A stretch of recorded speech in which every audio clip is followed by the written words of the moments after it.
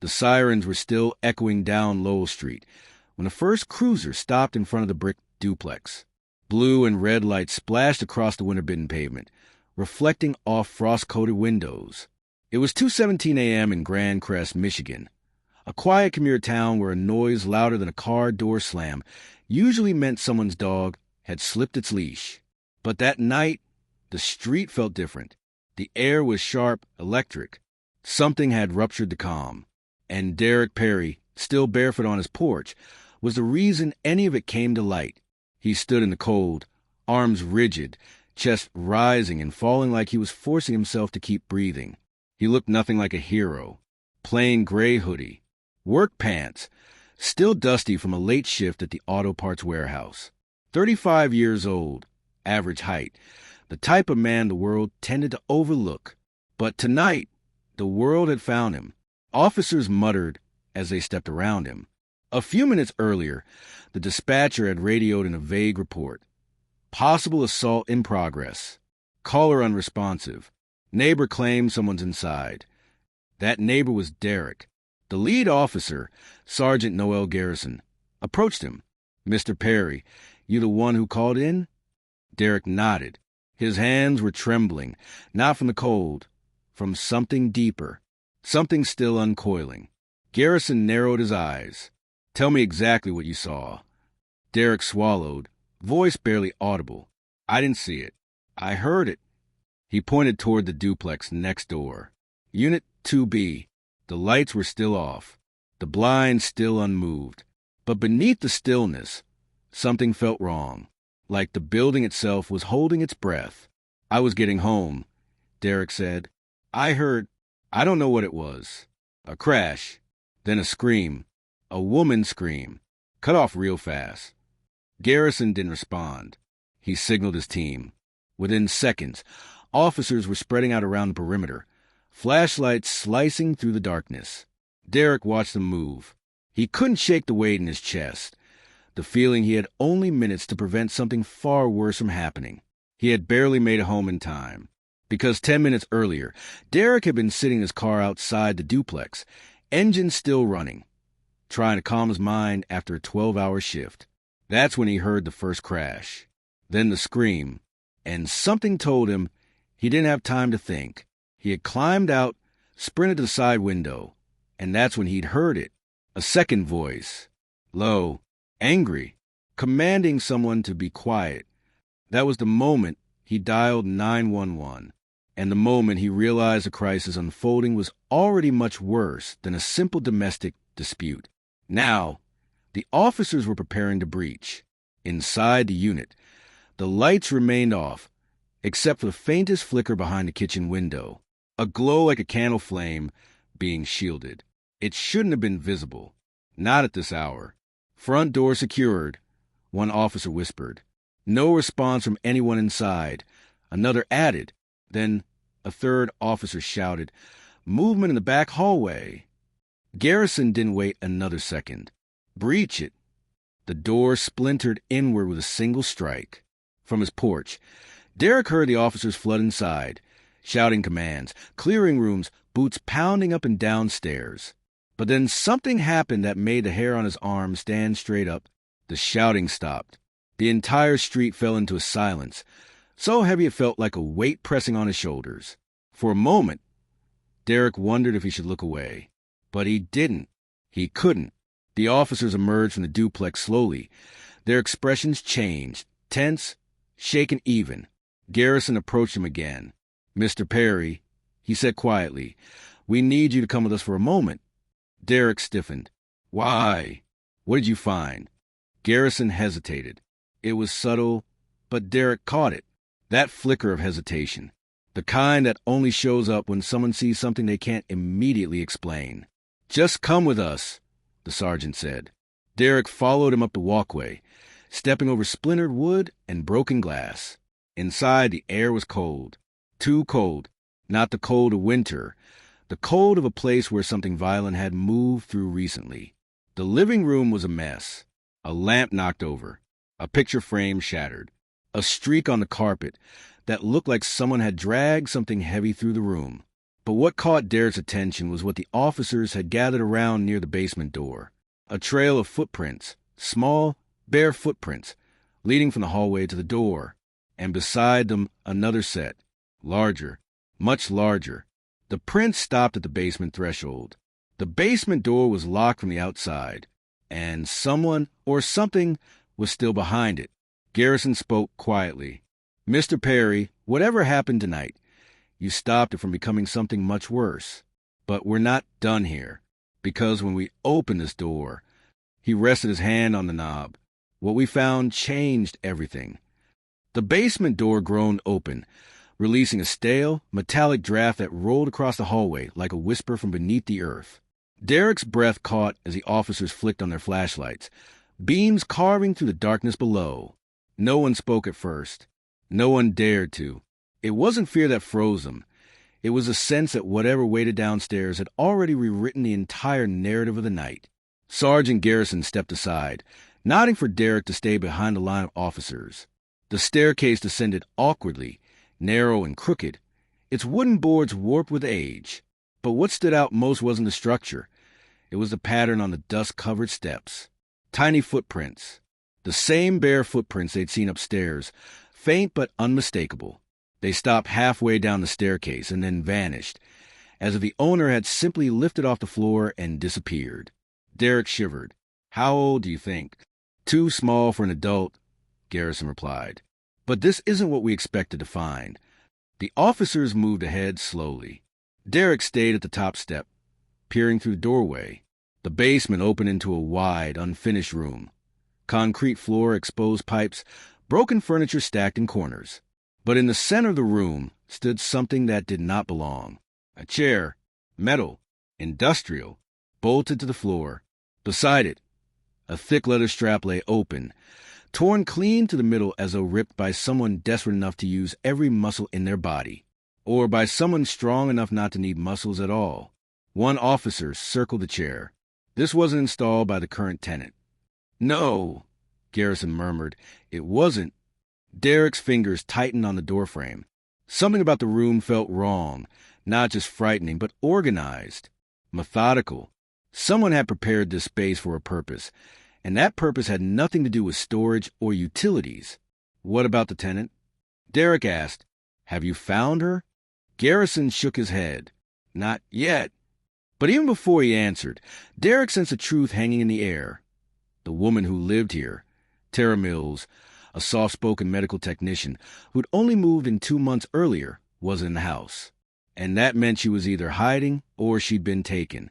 A sudden shout from the far corner split the silence. "Sir, we got something." Derrick's stomach tightened.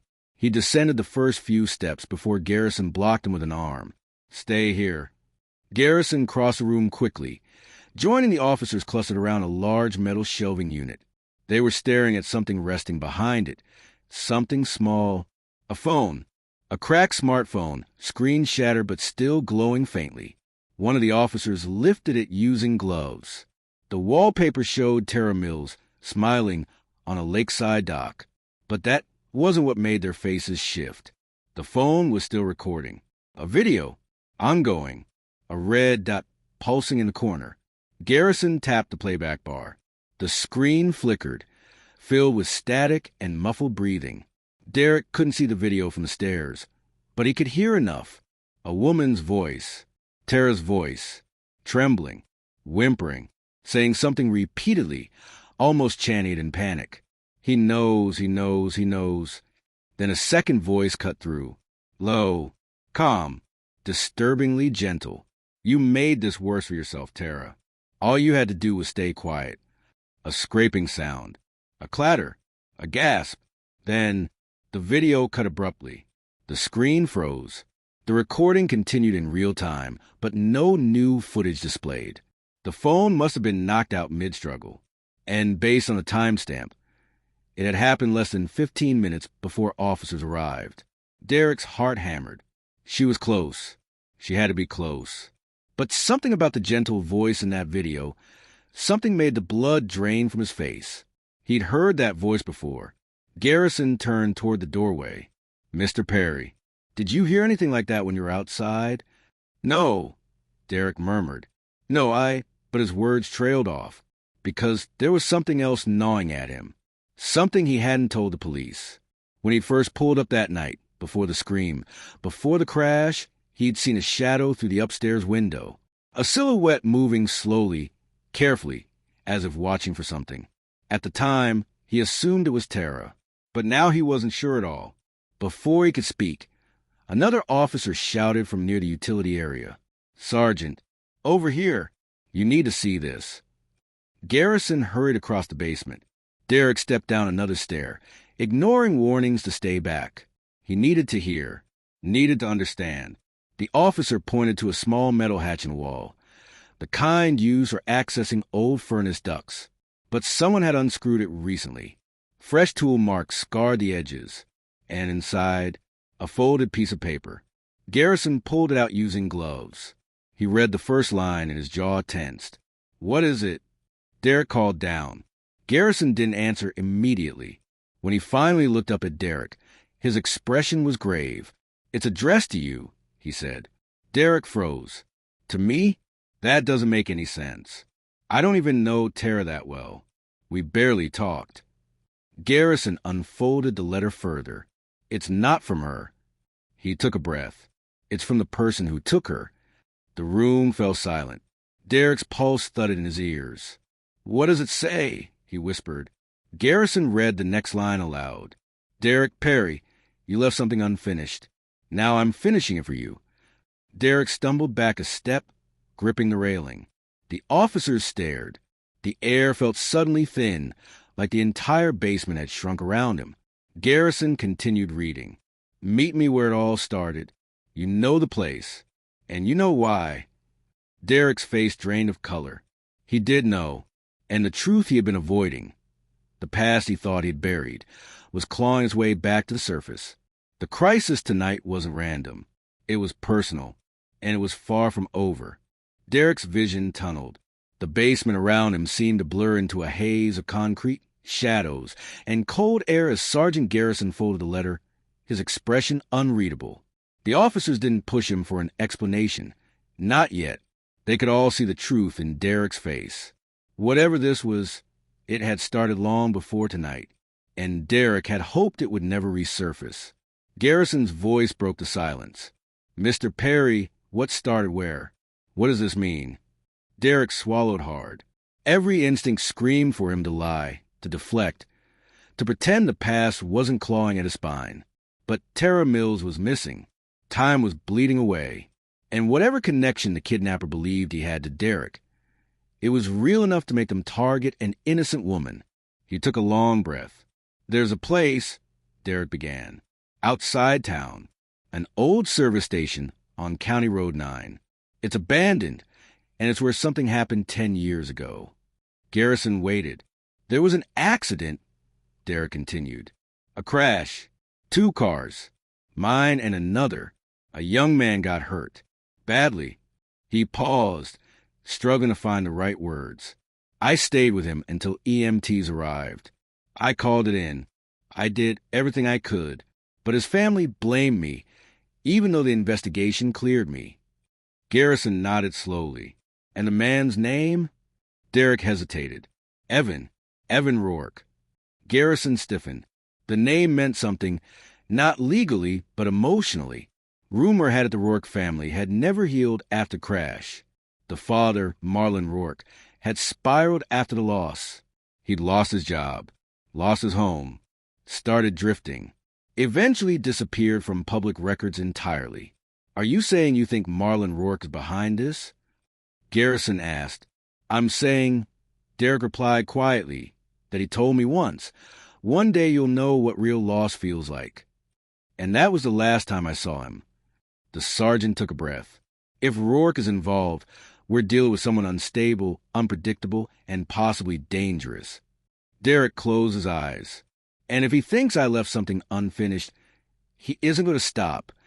Without wasting another second, officers cleared the basement, securing the scene while Derrick and Garrison hurried back up the stairs.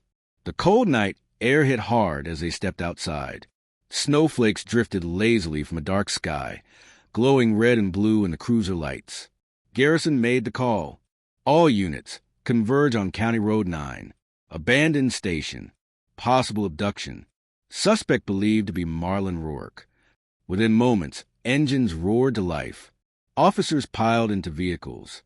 Derrick climbed into the front seat of Garrison's cruiser, hands shaking despite the heater blasting warm air. The drive was long, dark, and silent. Snow thickened with every mile, coating the windshield until the wipers struggled to keep up. Derrick's mind raced. Flashes of the crash, the sirens, the stretcher lifting Evan Rourke's broken body into the ambulance. He had replayed that night 1,000 times, never imagining it would return in the form of a kidnapping. Derrick, Garrison said suddenly, eyes fixed on the snowy road. If you remember anything else, anything at all, I need you to say it now. Derrick hesitated. There's one more thing. Garrison waited. That night before the crash, Evan said he was running from someone who wouldn't leave him alone. Derrick bit down on his lip. I never told anyone because I didn't know what he meant. I thought it was panic. Shock. Garrison frowned. Running from who? I don't know. The cruiser sped into the rural stretch of County Road 9, a long, winding expanse flanked by empty fields and skeletal trees, shaking in the winter wind. Up ahead, a structure emerged from the darkness. The old service station. Its rusted awning sagged under snow. Windows shattered. The sign hanging by a single bolt, creaking in the wind like a warning. Flashlights flicked on as officers stepped into formation. Garrison motioned for Derrick to stay behind him, but Derrick shook his head. If he wants me here, Derrick said, hiding won't help Tara. They approached the entrance cautiously. The station's interior was pitch black. Garrison signaled. An officer yanked the door open. Inside, the floor was covered in dust, except for a fresh trail of footprints, heavy ones, leading toward the old storage room in the back. Perry, a voice suddenly echoed from the darkness, deep and worn. You finally came. It was calm, too calm, the same voice from the basement recording. Derrick's blood ran cold. Marlon, he called out. Where's Tara? A soft chuckle drifted through the room. Safe. For now. Garrison raised his weapon. Marlon Rourke. Step out where we can see you. Silence. Then a metal clink. Something sliding across the floor. Garrison shined his light. A key. Derrick, the voice murmured. Come alone. Storage room. It ends tonight. Garrison grabbed Derrick's arm. You're not going in there. I have to, Derrick said. He won't talk to you. He wants me. The sergeant's jaw tightened. You're not going unprotected. 2 officers flanked Derrick as he approached the storage room. The door was slightly ajar. Derrick pushed it gently. Inside, a single lantern flickered on the floor, casting warped shadows across the walls. And in the center of the room, Tara Mills, bound but alive, eyes wide with fear, but not for herself. She looked past Derrick, over his shoulder, at the darkness behind him. Derrick, she whispered, voice trembling. He's not alone. Derrick froze. Garrison spun around, gun raised, and from the dark hallway, another voice spoke, younger, sharper, cold. Dad wasn't the only one you left behind. Derrick's heart stopped, because the man standing there looked exactly like Evan Rourke, alive, breathing, eyes burning with a decade of hatred. This wasn't vengeance.